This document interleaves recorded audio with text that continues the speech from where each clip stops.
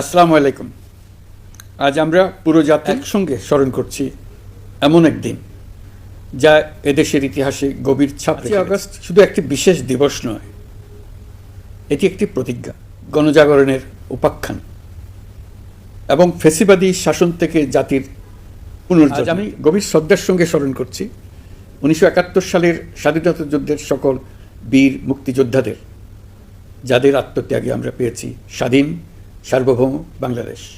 1971 সালে সাম্য, মানবিক মর্যাদা ও সামাজিক ন্যায় বিচার প্রতিষ্ঠার লক্ষ্যে এদেশের জনগণ সশস্ত্র মুক্তিযুদ্ধে অংশগ্রহণ করেছিল।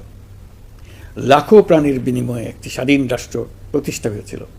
কিন্তু স্বাধীনতার অর্ধ শতাব্দী পরেও এদেশের মানুষ সুবিচার ও গণতন্ত্র থেকে বঞ্চিত হয়েছে, বৈষম্যের শিকার হয়েছে।